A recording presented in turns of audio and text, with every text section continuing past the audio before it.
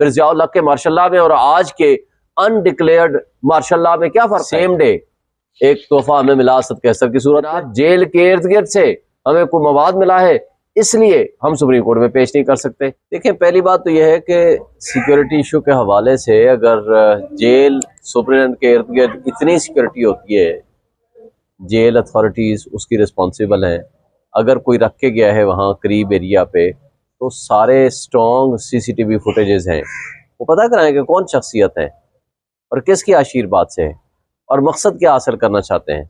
मकसद अगर ये है कि आप पूरे पाकिस्तान में एक शख्स को अगर सिक्योरिटी नहीं दे सकते जी, पूरे पाकिस्तान में एक शख्स को, तो 25 करोड़ आवाम को सिक्योरिटी कौन देगा? यानी एक शख्स को आप सुप्रीम कोर्ट में नहीं ला सकते। जब याद होगा कि हम कहते थे कि कचहरी F8 मरकज़ की बजाय बाकी आप हाई कोर्ट में या स्पेशल कम्प्लेक्स में आप हमारी हाजिरी कराएं, तो हमारे खिलाफ वारंट ऑफ अरेस्ट हर रोज़ जारी होता था और यही गवर्नमेंट थी जो ये कहती थी नहीं नहीं कोई सिक्योरिटी थ्रेट नहीं है, जाएं जी अदालतों में पेश हों। अब भाई अब तो आपने एक पूरी सिक्योरिटी के साथ आपने लाना है, उनको अदालत में पेश करना है और सुप्रीम कोर्ट का हुक्म है, बल्कि पिछले हफ्ते उसका हुक्म था इलेक्शन कमीशन का।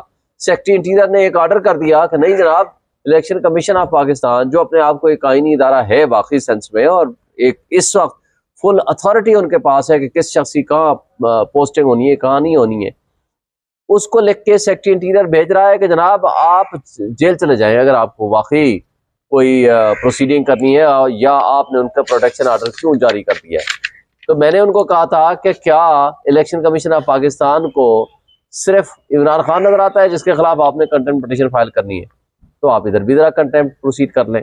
फिर उन्होंने पर्सनली तलब किया है, 13 तारीख को आई थिंक रखा है। ये मामला बात ये है कि ये जो सिक्योरिटी इशू है वो बहुत सेंसिटिव इशू है, उसको इस अंदाज में और इस कैजुअल अंदाज में ये कह देना और ऐसा माहौल क्रिएट करना कि हम इमरान खान का जेल ट्रायल हर हाल में करेंगे क्योंकि सिक्योरिटी थ्रेट है, जनाब जेल के इर्द गिर्द से हमें कोई मवाद मिला है इसलिए हम सुप्रीम कोर्ट में पेश नहीं कर सकते। कमाल की बात है। तो फिर ये हम जो बिलियंस ऑफ रुपीज पुलिस पे, पैरामिलिट्री फोर्सेस पे, रेंजर्स पे और इन पे खर्च करते हैं वो किस लिए? अगर आप सिक्योरिटी एक शख्स को नहीं दे सकते तो सिटीजन ऑफ पाकिस्तान फिर जो बिलियंस ऑफ रुपीज खर्च कर रहे हैं सिक्योरिटी के नाम पे वो फिर किस लिए कर रहे हैं? ये अगर वो पेश नहीं करते सुप्रीम कोर्ट में तो क्या आप चीफ जस्टिस पाकिस्तान से इस हवाले से कोई बात करना चाहेंगे और उन्हें कोई दरखास्त देंगे, उन्हें लिखेंगे कि भाई आपके हुक्म पे हम उन्हें पेश करना भी चाहते हैं, वो आना भी चाहते हैं, मगर सूरत हाल ये है। चीफ जस्टिस ऑफ पाकिस्तान का ये हुक्म है और जो हुक्म तूली करेगा चीफ जस्टिस ऑफ पाकिस्तान और कंसर्न लोगों के खिलाफ तौहीन अदालत करेगा और वो तौहीन अदालत की कार्रवाई सारी पब्लिक देखेगी और ये एक टेस्ट केस भी होगा ऑनरेबल चीफ जस्टिस काजी फाइसा साहब के लिए। मैं नहीं समझता अदालत की दरखास्त दायर करेंगे तो क्या करेंगे? दरखास्त की बारी आएगी तो करेंगे, लेकिन ये बेसिकली कंटेम्प्ट और कंटेम्नर के दरमियान होता है। आप समझते हैं और कंटेम्नर के दरमियान होता है, लिहाजा मैं नहीं समझता कि उसमें चीफ जस्टिस साहब को जरूरत पड़ेगी कि हमको दरखास्त दें। वो सुओ मोटो एक्शन लेने का उनको अख्तियार है, यानी जो भी कोई अथॉरिटी अदालत की हुक्मतुली करेगी तो उनको ये अख्तियार है कि वो प्रोसीडिंग्स कर सकते हैं। अच्छा, इलेक्शंस के हवाले से आपकी क्या स्ट्रेटजी है? जिस तरह से गिरफ्तारियां जो है वो डाल रहे हैं और ये भी सुना जा रहा है, जराए ये बता रहे हैं कि ग्रैंड एक और जो है वो दोबारा से ऑपरेशन शुरू करने जा रहे हैं, लोगों को जो है वो गिरफ्तारी जो है वो। जिस दिन आपको याद होगा कि इलेक्शन की तारीख आई है, सेम डे एक तोहफा हमें मिला असद कैसर की सूरत में, दूसरा तोहफा मिला आपने देखा वो जो मासेरा में सारे के सारे हमारे वर्कर्स को गिरफ्तार कर लिया और वहाँ कुर्सियाँ सब उठा के ले गए और जो भी प्रोसीजर था सारा ख़त्म कर दिया। जो जलसा कर रहे थे वो भी हाई कोर्ट के हुक्म से, और उसके अलावा पूरे पाकिस्तान में कई लोगों से गिरफ्तारियों की शिकायत मिली है। लेकिन ये सारा तर्ज अमल बौखलाहट की शिकार है। हमारी ये जो केयर टेकर सेटअप्स हैं, लॉ इन्फोर्समेंट एजेंसीज हैं और हमारे मुल्क की एस्टेब्लिशमेंट है, और ये वो लोग हैं जो नहीं चाहते कि इलेक्शंस हों।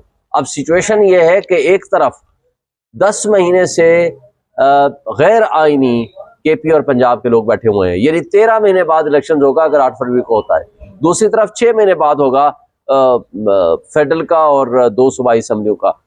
ये अगर प्रेसिडेंट रिवाज पा गया तो फिर अगली दफा क्या गारंटी है कि आप 13 महीने के बजाय 13 साल तक ना ज़िया-उल हक के मार्शल लॉ में और आज के अनडिक्लेयर्ड मार्शल लॉ में क्या फर्क है? शरीफ से एमकेएम का वफद आज मिलने गया है, क्या आप देख रहे हैं कि अब सारी फोर्सेस और सारी सियासी जमातों को अब नून लीग की तरफ धकेला जा रहा है? क्या आप इस हवाले से कुछ कहना चाहेंगे? नवाज शरीफ के पास पब्लिक नवाज शरीफ के पास नहीं है।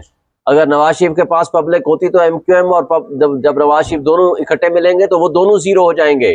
MQM मिली थी ना PDM की जमातों के साथ, यही नवाज शरीफ शहबाज शरीफ की हुकूमत थी ना पिछले 16 महीने में, जो माशी तबाही की है, जो इस मुल्क के साथ बेड़ा गर्क किया है। MQM खुद बहुत खत्म हो गई है वहां अपने जगह पे, इसलिए कि एक बुरे आदमी के साथ या इस तरह की कैफियत में अगर एक MQM भी मिलेगी जिसके पास अपना कुछ वोट बैंक नहीं है तो वो उनसे हासिल क्या करेंगे।